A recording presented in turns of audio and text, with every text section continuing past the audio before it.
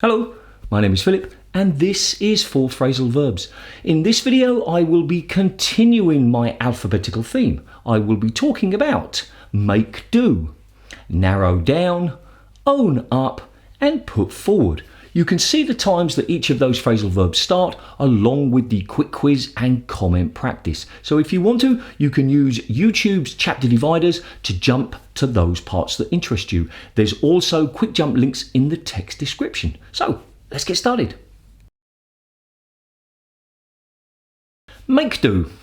Make do is separable, but it's normally used inseparably, and it is transitive and intransitive. And if you use it in a transitive way, you normally use with. Now, it means to use something less satisfactory as an alternative. So let's look at my examples.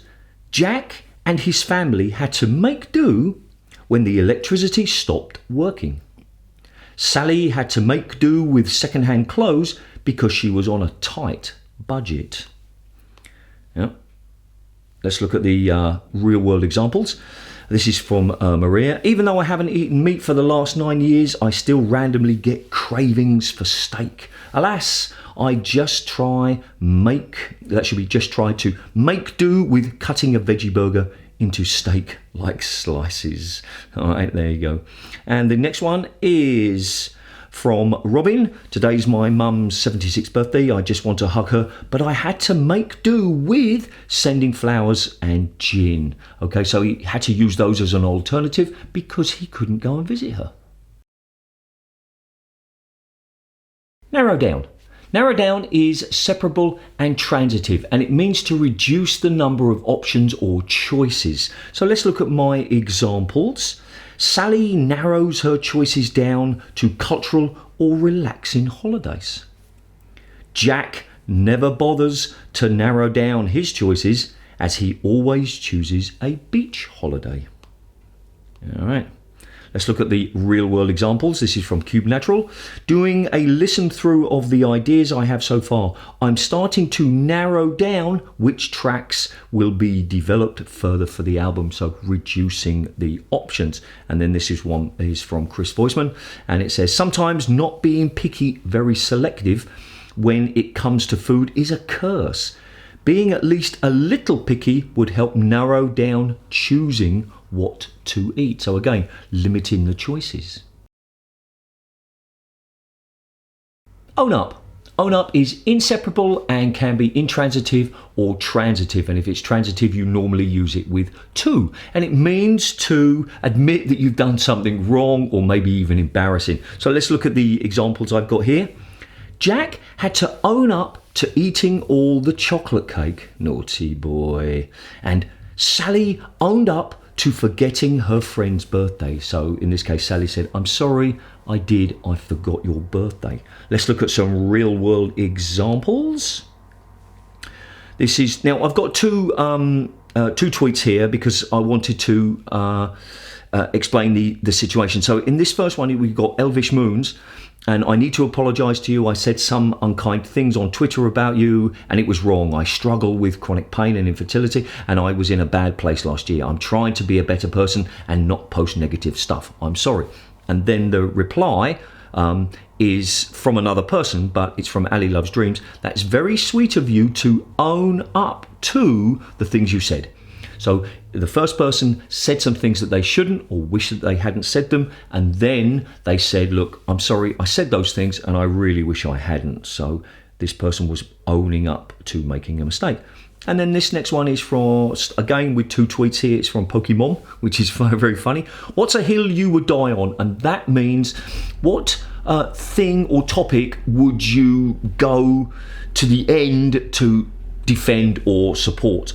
And then this one is from Nisha, owner of So Sunny. And again, another funny one.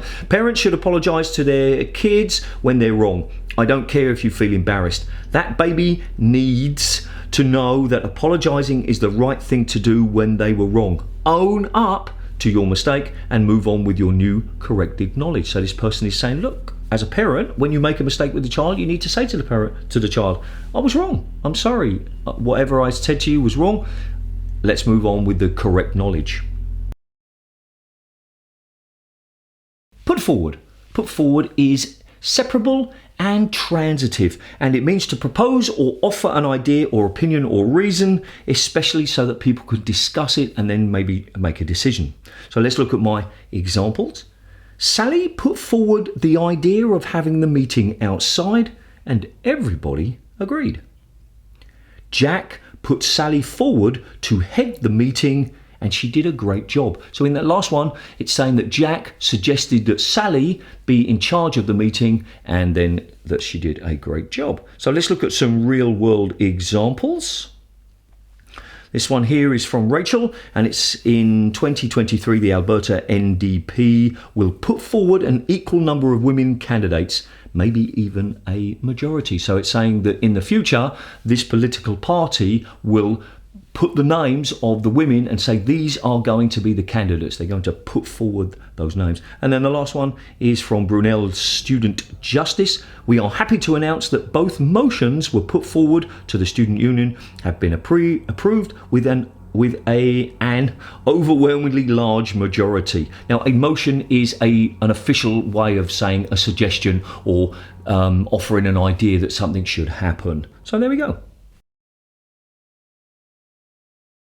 Okay, time for the quick quiz. How much do you remember? Let's find out.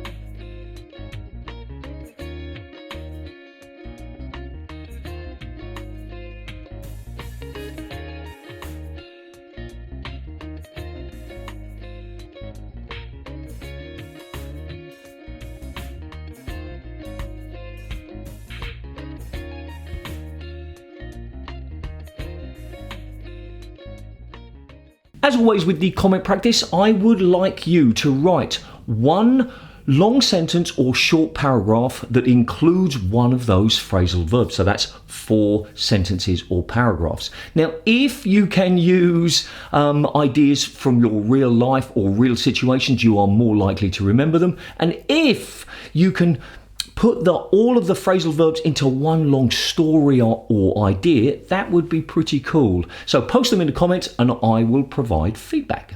As always, thanks for watching. I hope that you found it useful. This is a subscription button. If you think my content is useful, please consider subscribing. This is a playlist of some other phrasal verbs that you might be interested in, and this is a video that YouTube thinks will be a really good fit for you based on what you've been watching. And remember, do something every single day to improve your English. See ya.